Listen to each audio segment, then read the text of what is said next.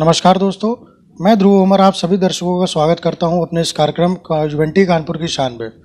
आइए आज हम आपको एक ऐसे समाज सेविका से रूबरू करवाएंगे जो लोगों की सेवा करती हैं और ये कई सालों से सेवा का कार्य कर रही हैं और हाल ही में ही इन्होंने कुछ विगत वर्षों से अपनी एक संस्था बना रखी है जिसके टीम द्वारा लोगों को सेवा भाव प्रदान करा जाता है और कई ऐसे अनेक कार्य करे जाते हैं।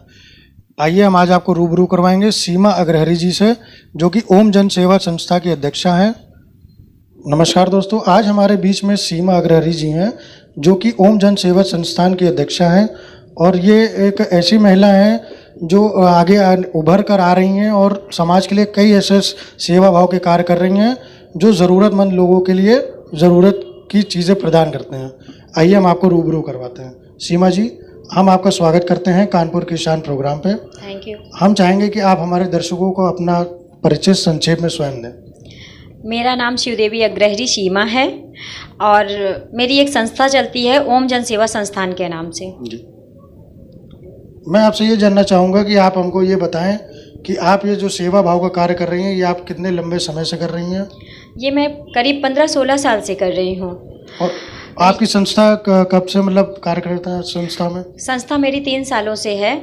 पहले तो मैं निकली बाहर तो मुझे कुछ ऐसा देखने को मिला जहाँ पे लोगों का खुद का रेस्टोरेंट और होटल होते हुए भी लोग वहाँ पे भिखारियों को बाहर निकाल देते हैं।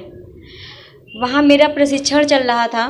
मैं इससे पहले टीचर थी तो मेरा प्रशिक्षण चल रहा था। वहाँ पे मैं गई, जब वहाँ भिखारी आया कुछ खाने के लिए मांगा, वहाँ से उसने भगा दिया मैनेजर ने। उसके बाद मेरे मन में आया ये गलत है। मैंने उसको बुलाया और बुला करके मैंने उसे खाना खिलाया। तो वो बोला भी मैनेजर कि आप यहाँ बैठा के इसको नहीं खिला सकती हैं। मैंने कहा आपको पैसे चाहिए, पैसे मैं दूँगी और वो यहीं बैठ के खाएगा। चलिए, धन्यवाद। मैं आपसे इसी क्रम पे एक सवाल और करना चाहूँगा कि जो ये आप जनमानस के लिए आप सेवा भाव अपना प्रदान कर रही हैं लोगों को, इसकी प्रेरणा आपको कहाँ से मिली? ये मुझे घर से भी मिली, मेरे पापा के द्वारा, और बाहर भी देखती थी तो मुझे लगा कि मुझे भी ये करना चाहिए क्योंकि आजकल बहुत कम लोग निकल के आ रहे हैं बाहर। मैम, ऐसे आपकी संस्था द्वारा क्या क्या कार्य करे जा रहे हैं जो लोगों की मतलब लोगों के लिए, नीडी लोगों के लिए आप लोग जो काम कर रहे हैं उसमें कोई हमको कार्य शेयर करें हमारे साथ? वैसे तो मैं बहुत सारे अपने संस्था द्वारा कार्य करती हूँ, जिसमें कि जैसे जेल में जा कर के वहाँ जो महिलाएं हैं, बच्चे हैं, उनकी हेल्प करना, उनके लिए कॉपी, बच्चों के लिए कॉपी किताब बॉक्स ये सब देना। और महिलाएं हैं वहाँ, कुछ ऐसे परिवार से हैं जिन्हें उनके परिवार वाले मिलने भी नहीं आते हैं, उनके लिए कपड़े और खाने पीने का सामान भी पहुँचाते हैं हम लोग। मैम, जो ये सब आप सेवा भाव कर रही हैं, सेवा कार्य, इसकी जो फंडिंग है वो कहाँ से होती है आपकी? हमारी टीम द्वारा। सब लोग एकत्र करके आपस में? जी, हमारी टीम है, अपनी टीम से एकत्रित करते हैं, मैनेज करते हैं, उसके बाद में फिर ये प्रोग्राम रखते हैं। आपकी संस्था में मैम कुल कितने मेंबर हैं? वैसे तो जो मेन मेंबर हैं वो तो 8 मेंबर हैं। उसके अलावा हमारी टीम है, टीम अलग से है, टीम में काफ़ी लोग जुड़े हुए हैं। अच्छा मैम, अगर किसी को अगर आपके संस्था से जुड़ना हो तो उसको क्या करना पड़ेगा? हमारी टीम से जुड़ने के लिए संस्था का फॉर्म है, उसमें 2 फोटो और आईडी है। अच्छा मैम, कोई एक ऐसा सराहनीय कार्य अपना बताएं जो जिससे आपकी आत्मा को संतुष्टि मिलती हो? जी, यहाँ काशीराम कॉलोनी में एक अंकल ब्लाइंड हैं वो, और उनके यहाँ कोई भी नहीं है, आंटी और अंकल हैं। वहाँ मुझे किसी ने बताया कि इनकी आप मदद करिए, इनके साथ कोई भी नहीं है।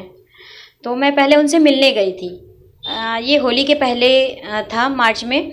उनके यहाँ मैं मिलने गई, जब मुझे लगा कि वाकई में ये ज़रूरतमंद हैं, उनका कोई भी देखने वाला नहीं है। पहले मुझे लगा कि मैं मदद करूं इनकी कुछ पैसे देकर। मुझे लगा अगर मैं पैसे देके मदद करूंगी तो इनकी कब तक मैं मदद कर सकती हूं। फिर उसके बाद मैंने उनके बारे में सोचा कि ये बैठ के आंटी हैं, ये कुछ तो कर ही सकती हैं, क्योंकि ये देख रेख में रहती हैं अंकल के और बाहर निकल नहीं सकती हैं। तो इसलिए मैंने सोचा कि इनकी मदद करी जाए, ऐसे कि ये कुछ कर सकें। तो मैंने उनके लिए गुमटी बनवाई दुकान, उसमें सामान भर के उनको दिया। उसके बाद मुझे लगा कि कुछ मैंने अच्छा काम किया, कि ये अब किसी से मांगना नहीं पड़ेगा, किसी से बोलना नहीं पड़ेगा, कुछ खुद करके कमा के खा सकेंगे ये। मैम, अपनी संस्था का आगे का आपका क्या मोटिव है कि आप ऐसे क्या आपकी संस्था द्वारा या आपके द्वारा कार्य आपने सोच रखे हैं जो आप लोगों को सेवाएं प्रदान करेंगे? अभी मेरा मोटो ये है कि मैं अपनी संस्था द्वारा मैंने बुटीक खोला है, सिद्धि विनायक बुटीक के नाम से। जी।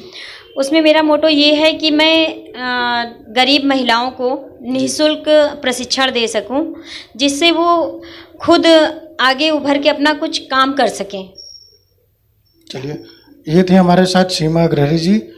इनके जज्बे को देख के हमें सलाम करना चाहिए और ऐसे महिलाओं से सीखना चाहिए जो मतलब नारी शक्ति को प्रेजेंट करती हैं, रिप्रेजेंट करती हैं और आगे ज़माने मतलब इस बढ़ते हुए ज़माने में आगे उभर कर आ रही हैं और लोगों की सेवा करने के लिए तत्पर हमेशा रहती हैं।